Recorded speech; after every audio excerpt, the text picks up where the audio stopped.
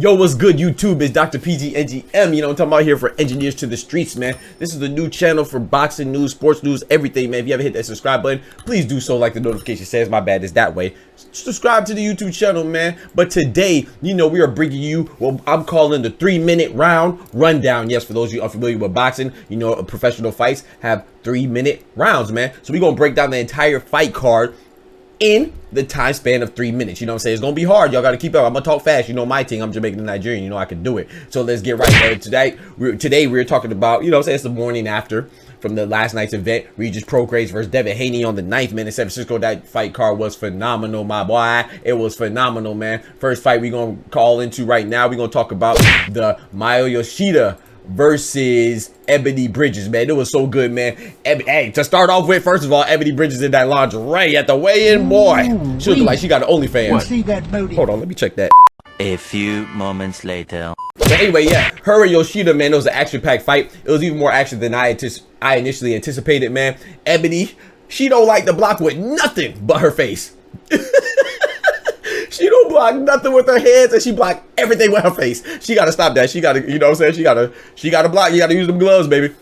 But Miyo Yoshida, she's fighting to build an orphanage. That's very dope, man. Very altruistic. You go, girl. You know what I'm saying? Build that orphanage up, man. You know what I'm saying? Very altruistic, man. She won by unanimous decision, and she came in as a replacement, a late replacement, man. So enough respect to her. Enough respect to Ebony Bridges as well, man. Next up, y'all got to keep up now. We got Andy Cruz, man. He moved to 2-0 going against Straffon. Man, Cruz, he looked phenomenal. But, you know, that's, you know, albeit that's kind of questionable because, you know, I don't know the opposition. I'm unfamiliar, and the opposition in itself could be questionable. You know what I'm saying? It's always difficult this early on in a fighter's career to determine if a fighter is really good or if the opposition is just really bad. I think this was a mixture of both, you know what I'm saying? Cruz by 3rd round stoppage. He looked great while doing it. I really think that fight could have ended in the second. But anyway, Cruz moves on to 2-0, second professional fight. Let's get right.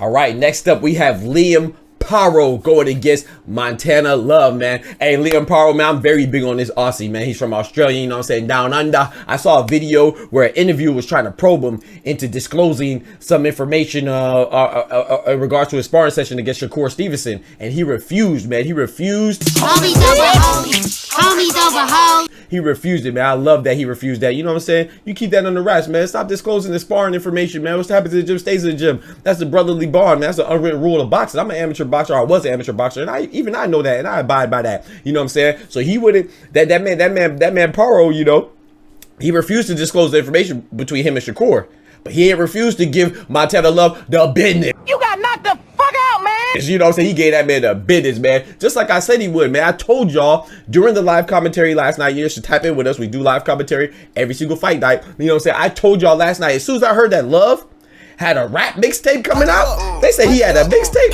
I said, oh yeah, he gonna lose. You know what I'm saying? This man is a rapper and a boxer going against somebody who's just a boxer. You know what I'm saying? I predicted he would lose as soon as I heard that because, you know, once you get to a certain level in your expertise or whatever your craft is, you know, pretty much, not all the time, but usually the skill and the talent is on par. You know, what separates the two fighters or whatever it is, your skill, whether you're a scientist or whatever, what separates the two usually is the dedication and the time that they devote to their particular craft or expertise. So when it comes to me and me personally, I'm taking the full time over the part time all day. So Paro, he ain't got no mixtape, he ain't got no cooking show, he ain't got no well, he might have an OnlyFans, I don't know, you know what I'm talking about, but he ain't got no other endeavors. He full time boxers. Once I heard that, I was like, oh yeah, he definitely gonna win this, man. And hey, prove me right. Call me Prognosticator P. Okay, well, check this out, though. First of all, you throwing too many big words at me. Because Paro got him up out of there, man, in 6 rounds, man. So I'm taking the full time over part time all day. Enough respect to both fighters. Rest in peace to Montana Love's mother. I hope his rap career goes well and his boxing career. He could bounce back if he stays focused. But Paro by 6-round KO, TKO, 6-round TKO, man, as a stoppage. I think it was a good stoppage as well, man. Enough respect to both fighters, man. All right, now on to the main event, man. We're doing it under 3 minutes now. Y'all keep up. Why the fuck you lying?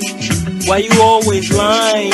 Hey, Devin Haney looked phenomenal against Regis Prograis, man. Hey, Regis Prograis, he did his thing, man. But there's another thing that we predicted. Go check out the last video, man. I told you that I think that Devin Haney's going to be dominant, man. I think he's going to be dominant in his performance. Shout out to those who commented and said that I was right, man. Appreciate y'all. I'm not right all the time, but I like to say I'm more right. I'm right more times than I'm wrong. You know what I'm saying? When it comes to this boxing thing, you know, I really do my homework. You know, Haney didn't lose a round on the way to a 12-round rout of Regis Prograis. You know what I'm saying? He looked healthy at this new weight. He looked strong. He looked more confident. You know what I'm saying? He utilized his superior footwork, hand speed, accuracy, and overall boxing acumen to really dominate Regis, man. And, you know, as like I said, we predicted this in the last video, man. You know what I'm saying? I'm going to be honest. I wanted Prograis to win. I like Prograis, but I knew, you know, I put my money on Devin Haney. I feel like that's where the smart money went, you know, and there's nothing really more to say here, man. You know, it was just a dominant performance by Devin Haney, man. And yeah, man, but the only thing I do want to say is I want to congratulate Regis.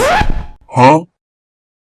Well, no. So don't get me wrong. When I say congratulate Regis now, he lost. He definitely lost. He definitively lost. But the class that he showed, man, that he demonstrated in defeat was nothing less of phenomenal, nothing less of terrific, nothing less. He should be commended for that, man. You know what I'm saying? In the post-fight interviews, post-fight conferences, man, I think what he did was amazing. The humility that he showed, man, he bigged up Devin Haney. He didn't make no excuses. He just said, hey, man, the young man caught me off guard. He's better than what I thought I was. You know what I'm saying? He offered no excuses. Remind me of Errol Spence and even Ebony Bridges, you know what I'm saying? So shout out to them. One time for the true warriors. You got to respect that. We got to love that in this sport because that's what it's about, man. Hey, Haney wants Tank at 140. What? You know what I'm saying? The Haney team, Bill Haney, Devin Haney, they want Tank at 140. They want Keith Thurman at 147. They were calling on him for a minute. It looks like Haney has his eyes on moving up, on his eyes on the prize, trying to make that money, man. Give the young man what he wants. I'm not the biggest Haney fan, but give him what he wants because this performance was awesome. You know what I'm saying? It was awesome. So give the young man what he wants, man. Let's get it, man. 2024 boxing is going to be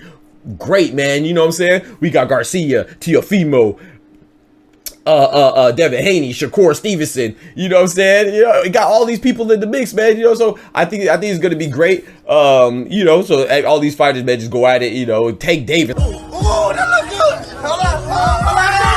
I didn't say Tank Davis. I don't need to say Tank Davis. He's the beast. You know, I still think Tank Davis is the best out of them. But anyway, man, Haney by UD unanimous decision. I called the first round a draw, but every other round went to Devin Haney convincingly. Even the third, it was a 10-8 round. You know, due to the knockdown, man. Enough respect to Regis. Enough respect to Devin Haney, man. This was a 3-minute rundown. Let me know what you think. Engineers to the streets. Don't forget to hit that like button and subscribe to your boy. You know what it is, man. Hit that subscribe button as well, man. I appreciate y'all. Peace. From the hood to college, both worlds they had to meet. 6 degrees between us, so cold we're about to freeze. But we're Florida boys, hot takes, we bring the heat.